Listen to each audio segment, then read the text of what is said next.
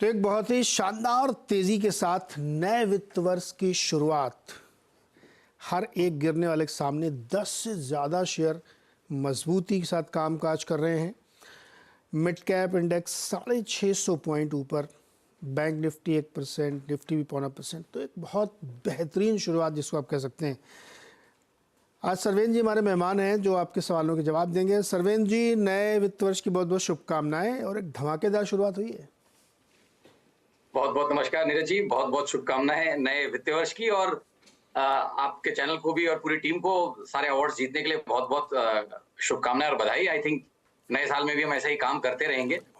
देखिए, थॉट अब यहाँ पे यही है कि लास्ट 2-3 दिन में बढ़िया खरीदारी हुई है। यूजुअली साल के एंड में जब आप देखते हैं एनएवीज का जहाँ रहता है, म्यूचुअल फंड्स एक्टिव रहते हैं लास्ट 2 दिन में, तो वहां आपको एक अच्छा मूव दिखा है। बट थॉट अभी भी यही देखिए कि जब मैं सारे इंडाइसेस देखता हूं तो एक निफ्टी ऑटो और निफ्टी मेटल को छोड़ दूं जो कि निफ्टी के साथ चल रहे हैं। काफी सारे लोगों ने, काफी सारे इंडाइसेस ने, चाहे वो निफ्टी मिड कैप हो, कंज्यूमर्स हो, एफएमसीजी हो, या निफ्टी आईटी हो, या बैंक निफ्टी खुद हो, ये अभी निफ्टी का कहीं साथ छोड़ रहे हैं। कारण मैं यही बोलूंगा कि निफ्टी जो अब अभी आज नया हाई मार दिया है, बैंक निफ्टी अभी अपने पिछले स्विंग हाई से दूर है। जो जो ऑल टाइम हाई है उससे तो दूर है, अपने पिछले स्विंग हाई से भी अभी तक लोअर हाई मारा है। तो नो डाउट आई थिंक अगर कुछ चेंज होना है तो यहीं से होगा। 22,550 का स्तर हम लेके चल रहे हैं साल के स्टार्ट से कि भाई वही एक क्रिटिकल लेवल है। उसके बियॉन्ड अगर आप बंद करते हैं तो कहीं समीकरण चेंज हो सकते हैं इस साल के। बट फिलहाल मुझे तो अभी यही लग रहा है कि एक 50 पॉइंट और इधर उधर आप ले लीजिए, क्योंकि वो पैटर्न साल के स्टार्ट से जो बन रहा था वो धीमे से स्लोपिंग है। थोड़ा लेवल थोड़े थोड़े 5-10 पॉइंट ऐड हो रहे हैं। तो 50-60 पॉइंट अगर आप उसमें और डाल दें और एक आप लेवल पकड़ के चलें कि भाई 22,550 और 22,600 के आसपास, और उसके ऊपर बंद जब तक नहीं आता है तब तक मेरा थॉट तो यही है कि भाई थोड़ा मुनाफा बांध के ड्राई पाउडर रखें। कारण मैंने लास्ट बार भी यही बोला था कि भाई अब यहाँ से और 7-8% इंडेक्स में बने, उतने आपके एफडी में भी बन जाएंगे। तो रिस्की एसेट लेके आप क्यों खड़े रहेंगे जब आपको रिस्क फ्री में भी एक एसबीआई की एफडी में भी आपको अच्छे खासे 7.5 पौने 8% के रिटर्न कहीं मिल जा रहे हैं। तो थॉट वही था कि रिस्क रिवॉर्ड बेसिस पे थोड़ा मुनाफा बांध लेने में समझदारी है मेरे हिसाब से। ओके, तो ये है बाजार की तस्वीर। इस समय 50 पॉइंट और ऊपर की क्लोजिंग अगर ये दे दे 550 की, 22,550 की निफ्टी, तो एक नए माहौल में पहुंच जाएगा। लेकिन चारों तरफ से अच्छी खबरें हैं। आज आप मेटल जो स्टॉक चलते हुए देख रहे हैं ना, उसका कारण है चीन। वहाँ पे जो मैन्युफैक्चरिंग पीएमआई का डेटा आया वो कई महीनों बाद बहुत बढ़िया डेटा आया है, और तमाम एनालिस्ट ये मान रहे हैं कि सरकार ने जो प्रयास किए हैं वो अब रंग लाते हुए दिख रहे हैं। तो इसीलिए मेटल स्टॉक्स में आज आपको तेज़ी देखने को मिल रही है। निफ्टी मेटल हाईस पे हाई लगा रहा है और सारे स्टॉक उसके तेज़ी के साथ कामकाज कर रहे हैं। चलिए सवाल जवाब शुरू करते हैं फटाफट। और हमारे साथ राकेश कुमार अरोड़ा दिल्ली से जुड़ रहे हैं। अरोड़ा साहब बताइए सर। हाँ, नमस्कार सर जी जी। मेरे पास जेबी फार्मा है, केम फार्मा है 1649 का, ओके। और मैं इसको होल्ड करूं, 10 ही शेयर है वैसे तो मेरे पास, लेकिन क्या मैं इसको होल्ड कर लूं तो मुझे कोई दिक्कत नहीं है? तो क्या आप मुझे इसमें सलाह दे सकते हैं? जी सरवेन जी, जेबी केमिकल्स 1674 अभी चल रहा है, 1649 में लिया है राकेश जी ने। क्या है, होल्ड करना चाहिए स्टॉक को? देखिए, अगर इन्होंने ताज़ा ताज़ा लिया है, मेरे को भी यही लग रहा है कि कहीं ताज़ा ताज़ा ही इन्होंने लिया है। आई थिंक इसका जो जनवरी महीने का जो बंद था, इसका फरवरी महीने का, माफ कीजिएगा, जो बंद था वो मुझे बहुत अच्छा नहीं लग रहा। वो सेटअप और वो जो कैंडल बनी थी वो एक काफी बेरिश कैंडल है मेरे हिसाब से। तो आई थिंक स्टॉक चॉइस अच्छा हो सकता है, बट टाइमिंग, जो हमेशा मैं बोलता हूँ, पॉसिबली बहुत चला हुआ स्टॉक है। 550-600 रुपए से अर्लियर चला हुआ है, बट इस लेग में भी तकरीबन 750 के आसपास से चला हुआ है।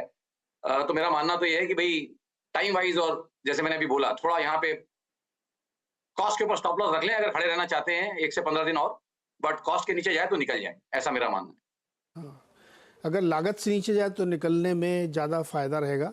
और ये आपके सामने लिखा हुआ 7 दिन, 14 दिन और 1 महीने में कितनी तेज़ी इसमें बनी हुई है। तो ये रहा आपके लिए राकेश जी। चलिए अगला सवाल लेते हैं। पंकज का राजस्थान से हमारे साथ जुड़ रहे हैं। पंकज जी नमस्कार। जी सर नमस्कार। कहाँ हो राजस्थान में, कहाँ से? Hindaun city sir. हाँ, हिंडौन सिटी। हिंडौन सिटी से। क्या सवाल है आपका? सर एसबीआई का लिया है मैंने 738.60 पे। इसको क्या करना है, कितने दिन तक रख सकते हैं? 21 शेयर है। 21 शेयर 738 पर SBI। सरवीन जी, SBI तो रखना चाहिए कि नहीं? नहीं, देखिए टाइम अगर इनके पास है, अगर इनके पास 12 महीने प्लस का टाइम है तो बिल्कुल रख सकते हैं, बट अगर उससे कम का होराइजन लेके कहीं चल रहे हैं तो मेरे हिसाब से, जैसे मैंने बोला, ये साल शायद थोड़ी सी निराशा इनको मिल सकती है। तो अगर टाइम 12 महीने प्लस है तो खड़े रहें, अन्यथा मेरे हिसाब से उछालों में निकले। साल भर रुकेंगे क्या आप पंकज जी? सर हाँ सर, रुक सकता हूँ। तो साल भर रुकना है तो फिर बने रहिए, जी कोई दिक्कत नहीं है इसमें। अगला सवाल है मुंबई से बबलू का। बबलू जी, आवाज आ रही है आपको? हाँ जी, आ रहा है। बताइए, क्या पहले तो बताइए क्या कामकाज करते हैं आप? मैं तो कंस्ट्रक्शन रिलेटेड में हूँ और इसमें काम करता हूँ, कंस्ट्रक्शन इंडस्ट्री में। हाँ हाँ। तो ये सवाल है कि महाराष्ट्र टेली जो है, इसमें मैंने एक्चुअली 90 का हिसाब से लिया था हाँ। और 300 शेयर है, थोड़ा एवरेज भी किया था। तो इसमें क्या पॉसिबिलिटीज है आगे? क्या इसका कोई फेट है कि नहीं है, या इसको सेल करके निकाल जाए? क्या थोड़ा एडवाइस चाहिए था। अभी तो थोड़ा नुकसान पे आप सरवेन जी। महाराष्ट्र टाटा टेली महाराष्ट्र सर्किट वाला स्टॉक है, ऊपर नीचे वाला।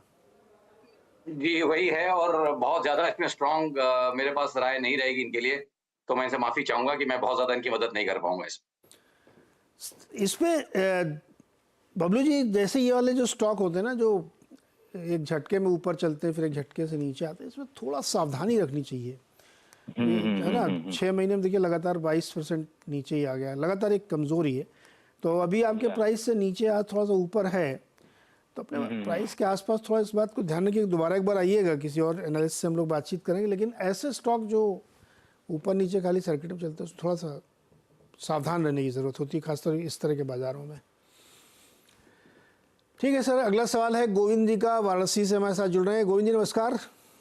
नमस्कार नमस्कार नीरज भाई। जी भाई, आपको मैं आवाज अड्डा में बहुत मतलब ध्यान से सुनता हूँ। पहले उसकी बधाई ले लें, फिर ये स्टॉक का जवाब। जी बहुत बहुत शुक्रिया सर। हाँ हाँ, ये मेरे पास IDFC फर्स्ट बैंक है और ये 100 रुपए तक लगभग गया था, अब ये डाउन हो गया है। तो किसी ने आपके यहाँ एडवाइस की थी 78 का स्टॉप लॉस लगाइएगा, तो क्या मैं स्टॉप लॉस के नीचे जा रहा है बेच दूं? आपने लगाया क्यों नहीं? है मेरा बस देखता रह गया, कोई तबीयत खराब है, ऐसे ही था। क्या करना चाहिए आज बताइए, अब तो पढ़ाई हुआ है। जी ओके सरवेन जी, किसी कारणवश नहीं लगा पाए स्टॉप लॉस, 78 से आ गया नीचे, IDFC फर्स्ट बैंक, जी। क्या करें गोविंद जी? देखिए, थॉट तो यही रहेगा कि अपने लंबी अवधि के एवरेजेस तोड़ चुका है, और जैसे बोले थे चल नहीं पा रहा है, क्योंकि देखिए पेरेंट ही नहीं चल पा रहा है। बैंक निफ्टी ही कहीं, और फाइनेंशियल्स, जो निफ्टी फाइनेंशियल सर्विसेज का भी इंडेक्स है और बैंक निफ्टी, दोनों लार्जर इंडेक्सेस को अंडर परफॉर्म कर रहे हैं, इसलिए सेक्टर में थोड़ा प्रेशर बना रहेगा। इक्का दुक्का नाम परफॉर्म कर सकते हैं, बट बाय एंड लार्ज आप देखेंगे कि प्रेशर बना रहेगा। मेरी राय तो यही रहेगी कि भाई उछालों में निकलें, अगर लकी रहे तो शायद उछाल में इनको 80-82 के भाव मिल जाए, तकरीबन स्टॉप लॉस के आसपास इनके। तो मेरे हिसाब से इनको 80-82 के बाउंस में निकलना चाहिए। 80 की तरफ आए तो एक बार निकल जाए। कितने समय तक इसमें आप रुक सकते हैं गोविंद जी? किराया है, अगर कहेंगे तो मैं आज ही निकाल दूंगा। नहीं, आज कैसे निकाल? आज तो नुकसान है। वो कह रहे हैं जब उसके करीब पहुंचेगा तब। नहीं, मान लो रुकना पड़े तो कितने समय तक रुक सकते हैं आप? रुकने के लिए करीब मैं साल भर से तो वेट कर ही रहा हूँ। 100 रुपए तक गया, मुझे निकालना चाहिए था, मगर मैंने सोचा कुछ और बढ़ेगा। ये छोटा बैंक है, अच्छा बैंक है।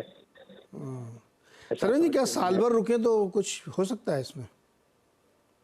नहीं, 12 से 18 महीने देंगे तो डेफिनेटली, देखिए 100 से लेके 96-25% का पेन ये झेल चुके हैं, और यूजुअली हम कहते हैं कि भाई 25-30% साल के लिए, 30-35% का कोई चीज गिर गई तो उस साल का तो जूस पूरा निकल गया। अगर आप इसको, जैसे अभी इन्होंने राइटली बोला, अगर ऊपर बेच लेते थे तो आज शायद लेने की बात कर रहे होते थे। देखिए थॉट प्रोसेस देखिए, ऊपर बेचा होता तो आज लेने की सोच रहे होते, और अभी क्योंकि बेचे नहीं है इसलिए सोच रहे हैं कि क्या करें।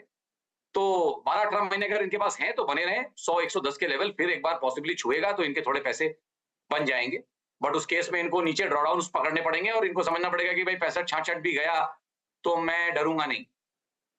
ओके, तो फिर ये गोविंद जी फिर वेट करिए थोड़ा, अगर आप रुक सकते हैं 12-18 महीने। अदरवाइज फिर आप स्टॉप लॉस ध्यान रखिए और उछालों में निकलने की कोशिश करिए।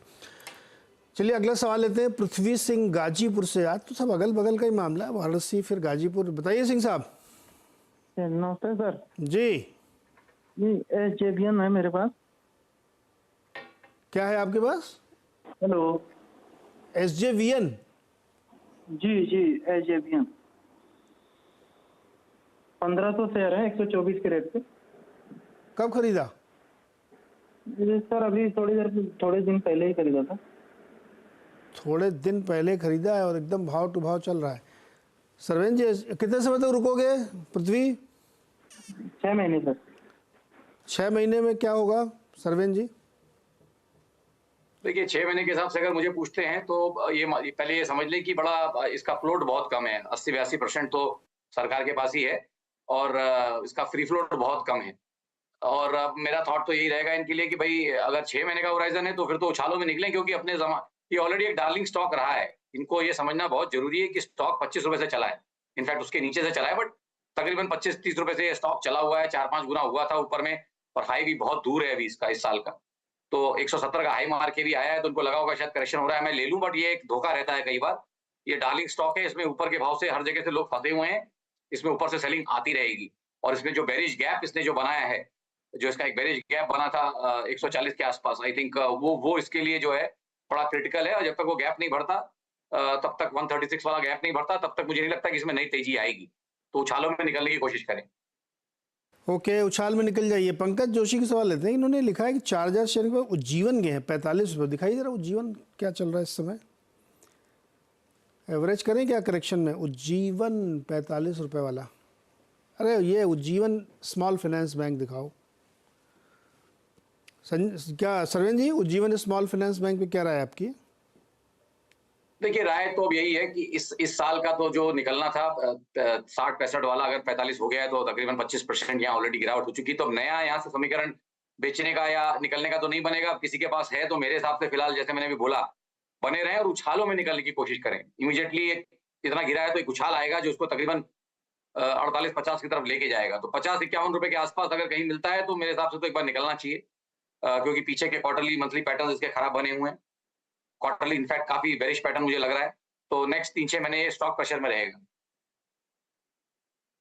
स्टॉक। तीर्था दास ने NBCC ले रखे हैं जी 46 रुपए पे। जी अभी तो बहुत भाग गया है। जी। प्रॉफिट ले लें? नहीं, बहुत बढ़िया ट्रेड है इनका और खड़े रहे, ये भी एक अच्छी बात है। भाव तो इनको ऊपर में फरवरी में बहुत अच्छे मिल रहे थे, जब 170-72 के आसपास गया था, तो पॉसिबली वो राइट एरियाज थे। बट थॉट यही रहेगा कि उछालों में, मेरी राय तो यही रहेगी कि उछालों में थोड़ा मुनाफा बांधे। आधा क्या 1/3 भी बेचेंगे, अभी भी 1/3 बेचेंगे तो इनका बाकी सारा कुछ फ्री हो जाएगा। तो मेरी राय रहेगी उछालों में 1/3 बुक कर लें और बाकी स्टॉक इनका पूरा फ्री हो जाएगा।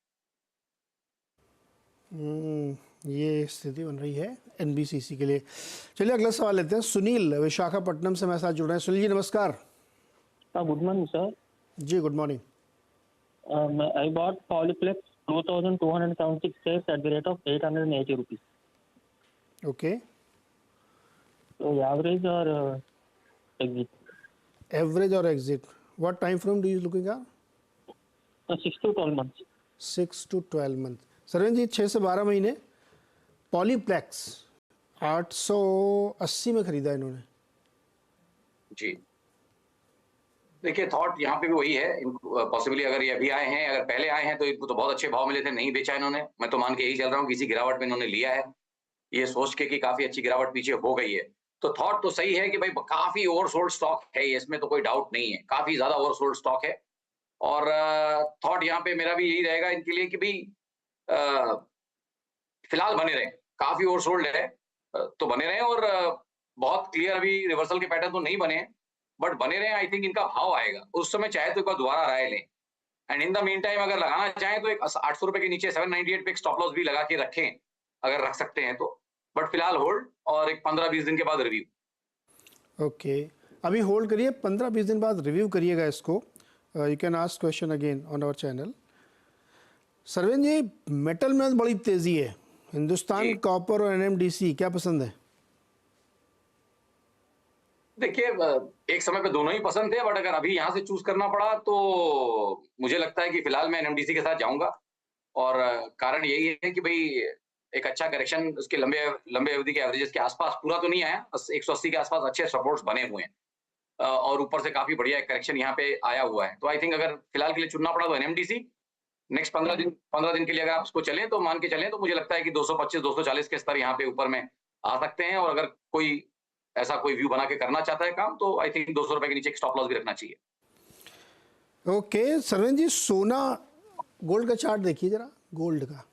जी जी धनतेरस के दिन क्या भाव होगा? सर हम तो गोल्ड के लॉन्ग टर्म बुल हैं और 2.5-3 साल से चैनलों पे आपके बोल रहे हैं। इनफैक्ट लास्ट कुछ अभी आई थिंक लास्ट मैंने ट्वीट भी किया था कि गोल्ड में एसआईपी करें फिर बाद में धन्यवाद दे। तो थॉट वही रहेगा कि गोल्ड में एसआईपी करते रहें और बाद में हमको धन्यवाद जरूर देंगे आप। मल्टी ईयर ब्रेकआउट्स लग रहे हैं तो अभी क्या है उन एरियाज के आसपास ही है, बट मल्टी ईयर ब्रेकआउट्स हैं जो हमने एंटिसिपेट किए हुए हैं। 1600-1700 जब गोल्ड चलता था तब से हम ये बोल रहे हैं। इनफैक्ट उसके नीचे से बोल रहे हैं, बट 1600-1700 से बहुत स्ट्रांगली बोल रहे हैं कि भाई नए हाई बनेंगे, तो वो बन गए। अब जब नए हाई बन के ब्रेकआउट हुआ है और अगर ये सस्टेन कर गया और ये मान के चलिए कि 20 सालों में जब सारे मार्केट चले हैं और गोल्ड ने भी वो अपना हाई 2000 वाला अभी तक उतना क्रॉस नहीं किया है और उसी के आसपास चल रहा है और बाकी सब चीज 3 गुना 4 गुना, सारे बड़े बड़े इंडाइसेस वहां से 3 गुना 4 गुना हमारे केस में देखेंगे तो उससे भी कहीं ज्यादा हम ऑलरेडी परफॉर्म कर चुके हैं। तो गोल्ड का परफॉर्म करने का टाइम आ गया है और पॉसिबली नेक्स्ट 2 से 3 साल गोल्ड के हैं। ये मैंने 1 साल पहले बोला था, तो मान के चलिए कि अभी भी 1 से 2 साल गोल्ड के और बाकी हैं जिसमें काफी अच्छे पैसे बन सकते हैं। अभी जो भाव है ना, जीएसटी जोड़ दो 70 से ऊपर निकल जाएगा, है ना? अब ये देखिए ये बाहर सवाल तो सुनो पहले पूरा। जी मैंने कहा धनतेरस में क्या भाव होगा, तो आप बता रहे हो कि बुलिश हो। तो अभी कितना $2200 चल रहा है जी, और कितने जाएगा? $2500 हो जाएगा। देखिए जिस तरह का ये रेंज ब्रेकआउट है तो $2500 पे तो मैं नहीं रुकूंगा। अगर मुझे देखिए धनतेरस अब टाइम मालूम, टाइम से अगर टारगेट निकाल पाते हैं हम लोग सब लोग तो बहुत बड़ी बात होती। हम तो अब तक कहीं और ही होते हैं, बट टाइम क्या है हमेशा, क्योंकि वही एक कैच है, इसीलिए आदमी थोड़ा सा संभला रहता है, डरा रहता है, प्रोबेबिलिटीज में बात करता है। हम प्रोबेबिलिटी एनालिस्ट हैं। अगर आप मुझे पूछेंगे तो मुझे लगता है कि धनतेरस तक $3000 चला जाएगा, इसकी 70% प्रोबेबिलिटी है। अगर ये ब्रेकआउट सस्टेन कर गया तो अगला 1-2 महीना बड़ा क्रिटिकल है। ये ब्रेकआउट सस्टेन किया तो 3000 पार, अब की बार 3000 पार, अब की बार 3000 पार, तो अब की बार 1 लाख पार, है ना? ये भी जोड़ लो साथ में आप लोग। जी गोल्ड में ज़बरदस्त तेज़ी भाई। और ज्वेलरी खरीदना चाहिए कि बार या पेपर गोल्ड जो लोग रखे हैं? देखिए जिसको जो सूट करे, ये कैसा प्रेशर हो घर से? जी जिसको जो सूट करे। आई थिंक सोना बस आपको होना चाहिए आपके पास, किसी भी फॉर्म में आप ले लें। 10% आपके पोर्टफोलियो का 10% of your portfolio at least should be gold. बिल्कुल, और इस पे एक खास चर्चा भी आप अभी 11:30 बजे देखिएगा मनीषा जी के साथ। लेकिन चलिए वापस लौटते इक्विटी पे। विभू जी जुड़ रहे हैं पटना से। विभू जी नमस्कार। जी नमस्कार। विभू जी, एक पिक्चर आई है पटना शुक्ला, देखी आपने? नहीं, हम नहीं देखी? अरे महाराज देखो, बहुत अच्छी पिक्चर है वो। खैर चलो बताओ, सवाल बताओ, क्या है आज आपका? सोनाटा सॉफ्टवेयर था 100। जी बताओ सरवन जी, 100 शेयर ले रखे हैं सोनाटा सॉफ्टवेयर के, क्या करेंगे? देखिए आईटी इंडेक्स में अभी हमने चर्चा की थी कि आईटी इंडेक्स में डेफिनेटली डिसाइसिवली प्रेशर्स हैं और सोनाटा का जो लास्ट मंथ का क्लोज बना है ये कोई बहुत अच्छा नहीं है। मंथली में ऑलमोस्ट एक बेरिश इनगल्फिंग जैसा सेटअप बना हुआ है जिसको हम एक बेरिश कैंडल मानेंगे मंथली क्लोज में, और 5-6 महीनों के बाद ये नेगेटिव क्लोज आया था, तो 1 से 3 महीना अंडर परफॉर्म करेगा ऐसा मेरा मानना है। और मेरी राय तो रहेगी कि अभी मुनाफे पे है तो या तो कॉस्ट पे स्टॉप लॉस लगा ले, और मैक्सिमम मैं इनको बोलूंगा अगर खड़े रहने की टाइमलाइन है तो 1 से 15 दिन, 1 to 15 वर्किंग डेज अगर खड़े रहना चाहें तो खड़े रहें, कॉस्ट के ऊपर स्टॉप लॉस जरूर रखें, अन्यथा जो भी रैली आए उसमें मुनाफा बांधने की कोशिश करें। कॉस्ट पे स्टॉप लॉस, प्रॉफिट के निकलने का। कल्पेश शाह हमारे साथ गुजरात से जुड़ रहे हैं, अहमदाबाद से। कल्पेश जी नमस्कार। नमस्कार। बताइए सर। मेरे पास BHEL के 2000 शेयर है 60 रुपीज की एवरेज के, और BSC है 350 रुपए की एवरेज से 100 शेयर। अभी भी 2-3 साल खड़ा रह सकता हूँ, तो क्या करूँ? सरवन जी क्या करें? 60 रुपए पे लिए हैं BHEL। देखिए थॉट मेरा यही रहेगा कि भाई काफी डीप इन द मनी है, तो इसमें 2 ऑप्शन है इनके पास कि भाई अगर एक, और इनमें भी करेक्शन आया नहीं, तो अगर एक 25-30% का ड्रॉडाउन इस साल में इन दोनों स्टॉक में हजम कर सकते हैं और इनको तकलीफ नहीं है और 12-18 महीने से प्लस का होराइजन है, तो आई थिंक दोनों जगहों पे बने रह सकते हैं। मेरी राय तो ये रहेगी भेल के केस में स्पेशली। हमारा तो डार्लिंग स्टॉक था नीचे के लेवल्स पे, अब बहुत चल गया है, हमारे टारगेट तो आ गए, ऐसा लग रहा है कि ब्रेकआउट भी हो जाएंगे, तो बने रहें दोनों में। कंडीशन यही है कि 18 महीने प्लस का व्यू और 25% ड्रॉडाउन पचाने को रेडी। पेश जी रुकेंगे 1.5-2 साल और? हाँ रुकेंगे। मान लो 260 में भी चल रही है, 2600 चल रहा है, मान लो 2000 आ गया, तो कोई डर तो नहीं लगेगा? नहीं कोई डर नहीं लगेगा। तो रुकिए फिर वैसे भी दोनों 5 साल से तो खड़े ही है, 4-5 साल से। अरे फिर क्या सर, पैसा ही तो बन गया आपका, 660 रुपये वाला 250 हो गया, और चलेगा भी ये, लेकिन आपको रुकना पड़ेगा। और ये भी एक लर्निंग है, देखिए कि कल्पेश जी इतने समय तक रुके तो मोटा पैसा बना, और फिर अब चूंकि इतना डीप इन द मनी हो गया कि 10-20% मान लो गिर भी जाता तो कोई बहुत डर की बात नहीं है, होल्ड करेंगे तो और ज़्यादा पैसा बनेगा। तो ये है कहानी दोनों स्टॉक्स की, BSE और BHEL की। चलिए अगला सवाल लेते हैं। कन्हैया सिंह नई दिल्ली से हमारे साथ जुड़ रहे हैं। बताइए सिंह साहब। नमस्कार सर। जी नमस्कार। मैंने LG इक्विपमेंट लिया था सर 584 पे, ओके। 713 तक गया तो मैं तो प्रॉफिट बुक नहीं किया। बेसिकली मैं लॉन्ग टर्म के लिए इन्वेस्ट करता हूँ, ठीक है। तो अभी क्या करना चाहिए? 100 शेयर है, इसमें बने रहें या फिर इसको निकाल दें? लॉन्ग टर्म के लिए लिया है ना आपने? जी मैंने मतलब 2 साल तक रुक सकता हूँ इसमें, 2-3 साल तक आराम से। 2-3 साल आराम से रुक सकते हैं। LG इक्विपमेंट में गया भी था काफ़ी ऊपर, लेकिन अभी फिर आ गया नीचे, लेकिन अभी भी इनके प्राइस से ऊपर ही है, 20 रुपये। सरवेन जी LG इक्विपमेंट देखिए काफी चल गया है, मेरे हिसाब से तो बहुत चल गया है, बहुत स्ट्रॉन्ग मेरी यहाँ पे राय नहीं है, बट मुझे लग तो रहा है शॉर्ट टू मीडियम टर्म देख के कि थॉट वही है कि गए महीने के क्लोज जहाँ थोड़े बेरिश आए हैं उनमें से ये भी है। तो मेरी राय तो रहेगी कि यहाँ से निकले, उछालों में निकले, अभी निकले, या 584 के नीचे एक स्टॉप लॉस रखें। आइदर केस में नेक्स्ट 1 से 15 दिन से ज्यादा ना खड़े रहें और निकलने की कोशिश करें। ओके, ज़्यादा देर रुकने की ज़रूरत नहीं है, थोड़ा प्रॉफिट में थोड़ा निकल जाइए इसमें से। LG इक्विपमेंट स्टॉक ऑलरेडी काफ़ी रन पे है। दर्शन यवतमाल महाराष्ट्र। दर्शन जी नमस्कार। नमस्कार सर। बताओ सर क्या सवाल है? सर मेरे पास NBCC के है 2000 शेयर्स @115 के रेट से। क्या करना चाहते हो? NBC लॉन्ग टर्म रखना है, लॉन्ग टर्म की तरफ। लॉन्ग टर्म मतलब कितने दिन, साल, महीना? 2 साल 5 2-3 साल 2-4 साल। 2-4 सोच लो, 2 और 4 में बहुत फर्क है। हाँ long term. Long term, real long term है सरवेन जी, कोई टेंशन नहीं है जी। NBCC देखिए पीछे का बहुत कंसेंसस, पहले का एक बहुत कंसेंसस ट्रेड रहा, फिर बहुत 2-3-4 साल अंडर परफॉर्म किया, बहुत नीचे गया, वापस से डार्लिंग हो गया है। तो भाई कंसेंसस स्टॉक है, इसमें कोई डाउट नहीं, चल रहा है बढ़िया। अभी थॉट इसकी बात यही हुई थी कि भाई पीछे से करेक्शन बढ़िया आ चुका है ऑलरेडी, तो उछालों में अगर लंबा होराइजन है तो खड़े रहें, और अभी जो करंट लो लगाया था उसके ऊपर कहीं स्टॉप लॉस भी रखें, 100 रुपए के नीचे एक स्टॉप लॉस रखें, और बहुत लंबा होराइजन की बात कर रहे हैं तो ट्रेड में बने रहें। बट थॉट यही है कि टाइम पे पैसा लेते रहना भी बाजार से जरूरी है, इनको ये समझना जरूरी है। तो मेरी राय मानेंगे तो उछालों में अगर 140-45 के आसपास पहुंचता है तो थोड़ा मुनाफा लेने में भी कोई बुराई नहीं। ओके, थोड़ा मुनाफा में कोई बुराई नहीं है, और जब नीचे आए तो फिर इसमें एंट्री कर सकते हैं अगर आपको ये शेयर बहुत पसंद है तो। सर ये DLF खरीदेंगे आप क्या? इस भाव से तो नहीं, स्टॉक बहुत अच्छा है, लेकिन जैसे मैंने बोला ये सारी चीजें बहुत अच्छी लगी थी 2-2.5 साल पहले सब, और बहुत अब ज्यादा चल चुके हैं। तो थॉट यही है कि भाई वापस ये सेक्टर डार्लिंग हो गया है, और कंसेंसस और डार्लिंग से ओवरबॉट सिचुएशंस, जहां अभी करंट ओवरबॉट सिचुएशंस है उस इंडेक्स में, इस स्टॉक में, ऐसी जगहों से कोशिश करते हैं कि थोड़ी दूरी बना के रखें, क्योंकि यहाँ पे निराशाएं प्रोबेबिलिटी वाइज बहुत 100 में से 70 टाइम आप 80 टाइम आप निराश होंगे। जब आप कंसेंसस और ओवरबॉट बाय करेंगे तो निराशा ही हाथ लगती है।